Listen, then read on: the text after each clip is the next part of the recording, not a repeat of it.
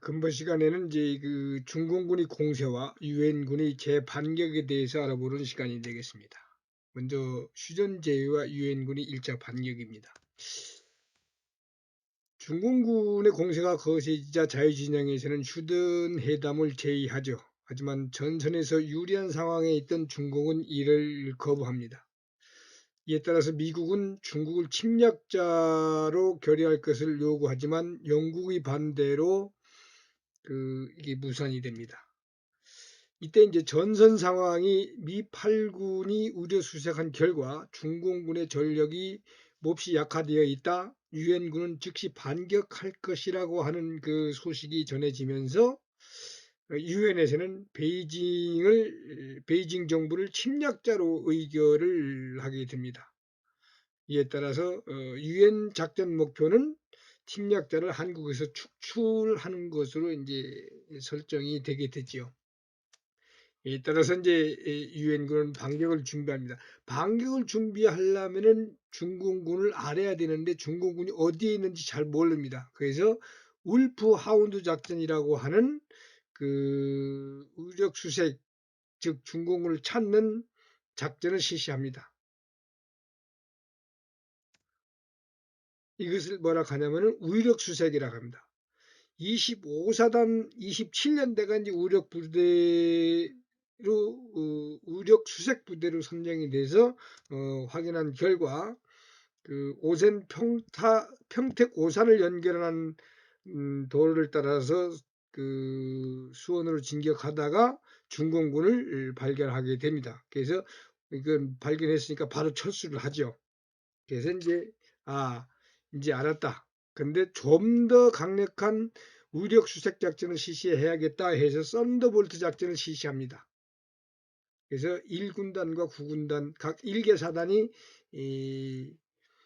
오산 여주에서 한강까지 5개 통제선을 정해놓고 하나씩 점령해 가면서 그 의력 수색을 실시하는데 이때 한국군 1개인데도 투입이 되지요. 그래서 한강까지 전부 수색한 결과 이제 1월 25일 날 오산 여주선에서 공격을 시작을 하게 됩니다. 그래서 이 공격은 2개월 만의 공격이고 다시 공격으로 반격하게 되는 전환점이 된 거죠. 근데 이때 이제 그 중공군의 저항은 미약했습니다. 그래서 1군단과 9군단은 양평까지 진출을 하게 되지요.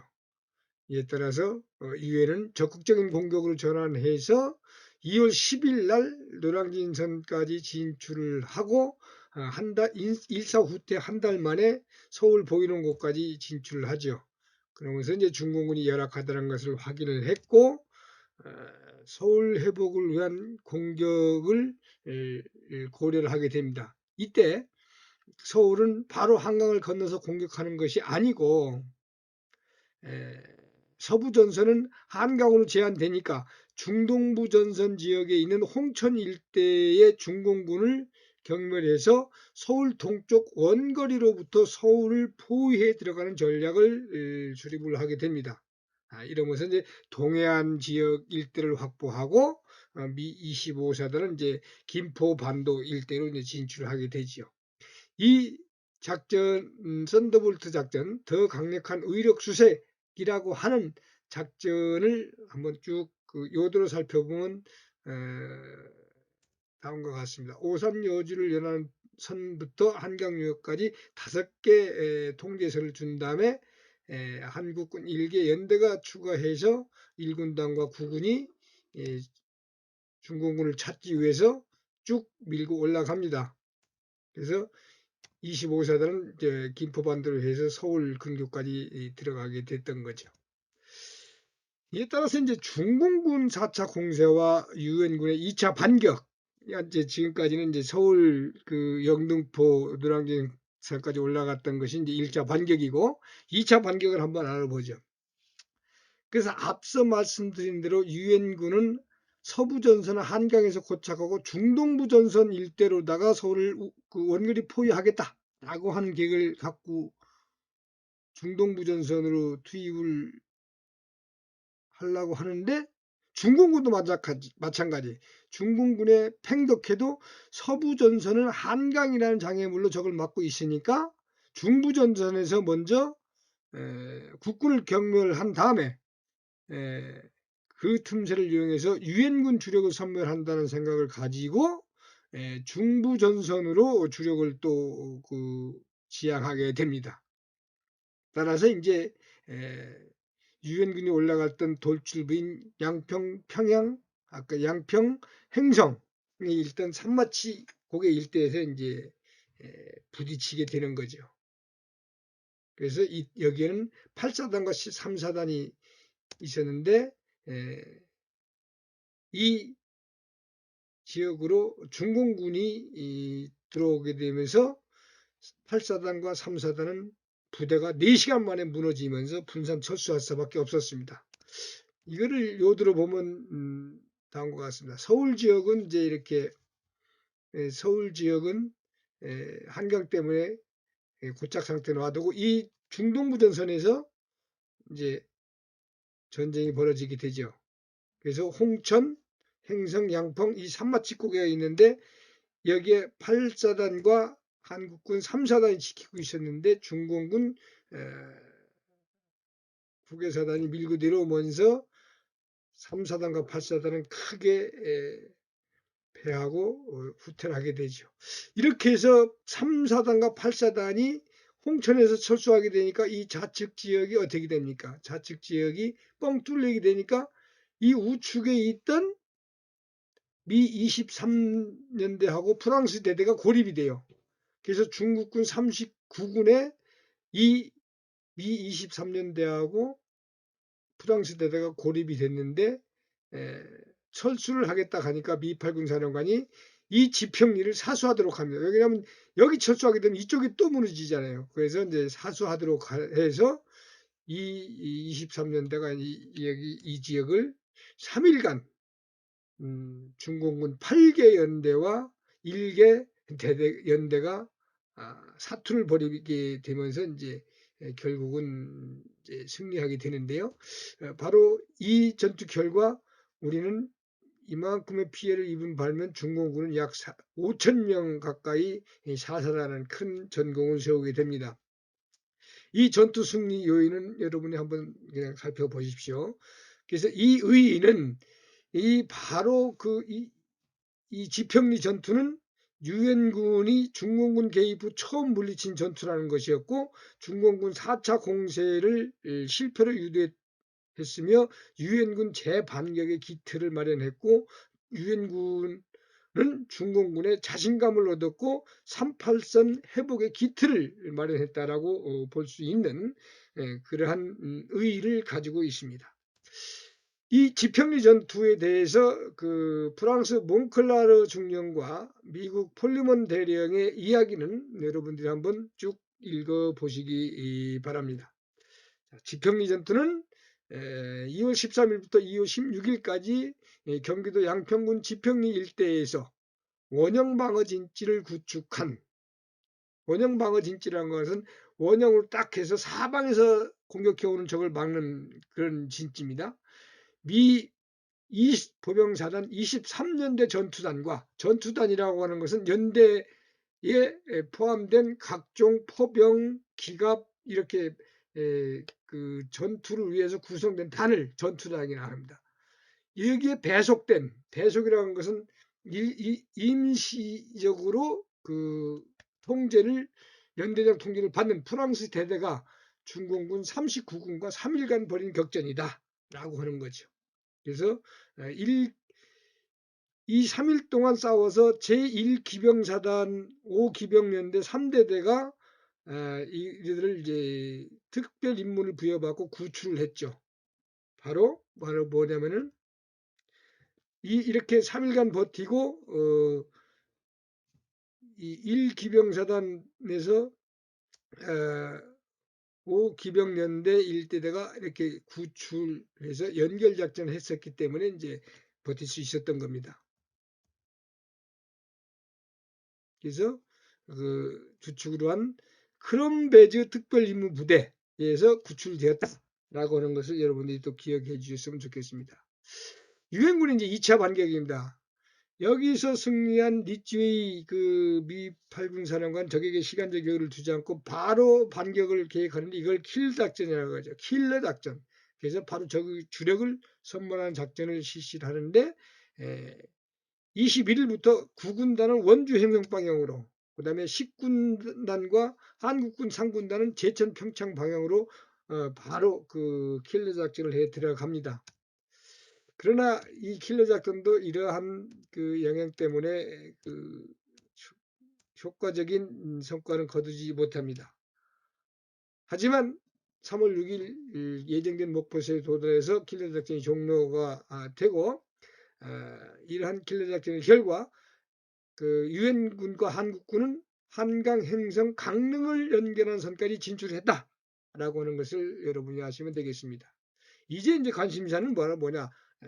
서울을 언제 탈환할 것이냐 이겁니다. 그래서 이제 그 미8군 사령부는 서울을 그 바로 공격하는 것을 위험 요소가 많다고 판단해서 절단 작전을 세웁니다. 절단 작전이라고 하는 것은 이 행성 홍천 그 춘천 방향으로 대규모 돌파구를 형성해서 중공군과 서부의 중공군과 동부의 북한군을 분리시킨 다음에 서울을 남쪽과 동쪽에서 양익 포위하는 전략입니다. 그러니까 그 적을 절단해서 분리시킨 다음에 서울을 포위하는 전략이죠. 그래서 미 8군과 9군단이 미 8군은 9군단을 덕소 가평으로 해서 이제 춘천 북방까지 이게 진출을 하도록 하고 미 8군의 이제 이 10군단 일부 부대들도 이제 진출을 시키죠. 그래서 한 다음에 그 한국군과 함께 3월 15일 날 서울을 탈환할 수 있었던 겁니다. 그 다음에 이제 그 유엔군이 38도선 재돌파와 중공군이 5차 공세부진이 서울을 탈환했으니까 이제 북으로 또 올라가야죠. 그래서 미 8군 사령관 리츠웨이 중장에게 38도선의 재돌파를 일임을 합니다. 그래서 38도선을 재돌파하는 것은 전술적 차원에서 유리한 방어선을 확보한 동시에 차후 휴전에 대비하여 38도선 북방에 진출했다는 전쟁의 명분을 얻기 위함이지 대규모 저 위에까지 밀어올리는 북진작전이 아니었습니다. 그래서 이제 38도선을 돌파한 유엔군은 임진강, 연천, 화천, 저수지로부터 양양으로 이어지는 캔사스 선이라고 하는 것을 선정을 합니다. 여기까지 올라가서 우리가 확보해야겠다라고 하는 선이 바로 캔사스 선입니다. 그래서 이 캔사스 선이라고 하는 그 선을 선정을 구상을 해놓고 한국군과 유엔군은 이 캔사스 선을 그 넘어 있는 평강 철원 기마에서 이걸 이제 철이 삼각지대라고 하는데 여기서 이제 또 공세 준비해서 밀고 내려오려고 하는 중공군의 태세를 보고 여기를 공략하고자 이제 공격을 합니다. 하지만 이 공격이 저지되고 각 부대에는 더 이상 올라가지 말고 방어 태세로 전환하도록 공격을 멈추게 되죠. 거기서 이제 다시 이제 이때 이제 휴전 방안이 불거지게 됩니다. 근데 유엔군은 얼마든지 밀고 올라갈 수 있는데도 불구하고 막강한 화력을 두고 계속 진격하지 않고 그 휴전 방안을 모색하는데 이것은 바로 압록강까지 또 진격하면 거세어진 중공군의 저항에 부딪힐 거라고 예상을 했고 전쟁이 장기전으로 이렇게 번지게 되면은 힘을 낭비해서 당시의 냉전 처제의 불균형을 초래할 것을 걱정을 했던 거죠. 그래서 그 유엔군은 휴전으로 전쟁을 일단락시키고 방어에 유리한 감제 고지를 확보한 후에 방어를 하겠다고 휴전회담에 임하겠다는 차원에서 방어 진지를 구축하게 됩니다. 그래서 이제 유엔군은 더 이상 북으로 올라가면 안 된다라고 하는 북진 한계선을 설정합니다. 이 북진 한계선은 바로 캔사스선이라고 했는데 이 캔사스선 이북에 한국 방위에 적합한 군사적인 관점, 행정적인 관점, 독립적인 관점에서 적합해야 하는 어느 곳을 설정해야 될 건가 이 고민했던 것인데 바로 이것이 이제 이 선을 임진강, 연천, 화천, 양양에 이어지는 캔사스 라인, 캔사스 선이었던 겁니다. 그래서 이것을 북진 한계선으로 놓고 이제 작전을 하게 되는 거죠. 근데 이때 이제 전선사령관이 거쳐 얘기가 됩니다. 38도선 넘어서 캔사스선까지 정해놓고 올라가게 되니까 대한민국 범위가 어디까지냐라고 하는 논쟁이 시작이 돼요. 그래서 트루먼 대통령은 38도선 이남이 대한민국이다 라고 하고 이거는 종전을 위한 그런 전략적인 생각이었어요. 하지만 메가드는 대한민국의 범위는 한반도 전역이다 라고 하면서 이것은 북진을 위한 전략이죠. 서로 상반되게 되죠. 이래서 대통령과 전선사령관이 생각이 차이가 나다 보니까 어떻게 됩니까? 51년 4월 11일 메가더 원수를 트루먼 대통령이 해임을 시켜버리고 미 제8군 사령관이었던 리찌웨이를 갖다가 임명을 해버리는 거예요. 트루먼 대통령과 메가더죠. 트루먼 대통령은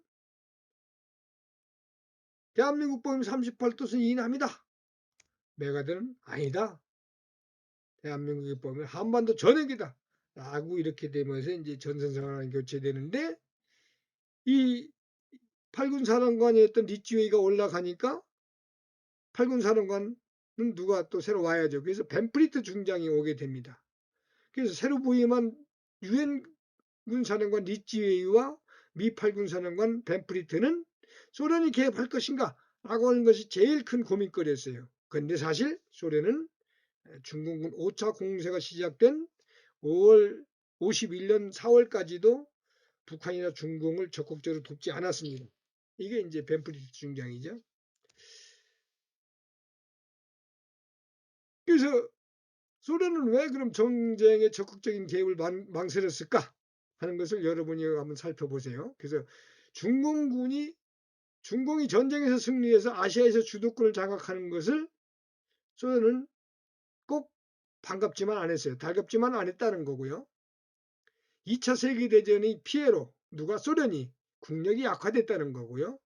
그 다음에 당시 소련의 기술 수준으로는 미국의 무기를 당해낼 수가 없었다.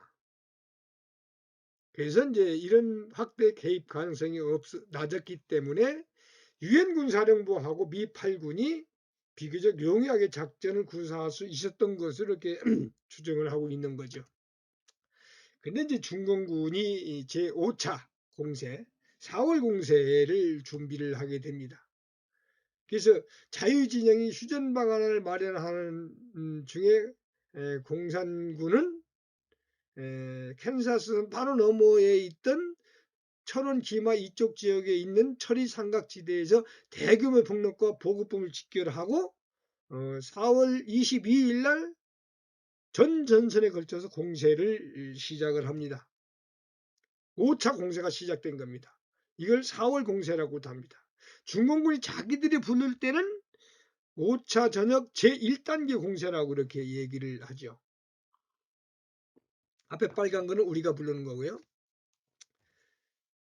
이제 이래서 공산군은 이번에도 어떻게 비교적 약한 한국군을 먼저 돌파를 한 후에 후방으로 진출해서 유엔군의 병참선을 차단하고 섬멸한다는 계획을 가지고 이제 공격을 합니다. 서부 지역에서는 1사단이 파평산에서 크게 당하게 되고 영국군 29여단은 설마리에서 3일간 방어에 성공했지만 고전을 많이 했죠. 그 다음에 이제 중부 지역에서는 한국군 제6사단이 사창리에서 크게 아주 그 대패하는 그 어려움을 겪습니다. 여하튼 간에 2개월간 중공군이 준비해서 들어오는 5차 공세는 한국군과 유엔군이 하여튼 어려운 그 여건 속에서도 나름대로 잘 방어해서 이들의 공격을 저지했다라고 이렇게 평가를 합니다. 근데 이제 여기에서 우리가 하나 그 파평산 전투도 사창리 전투도 크게 뭐 이긴 전투는 아닙니다만은 아주 그 재미있는 전투가 또 설마리 전투가 있어요. 이 설마리 전투에 대해서 한번 살펴보고 가겠습니다. 설마리 전투는 바로 뭐냐면 이와 같이 그 이 여러 지역이 설마리입니다. 여기가 설마리인데 이 여기는 임진강, 연천, 화천, 양양을 연결한 캔사스 선까지 진출해 있는데 여기에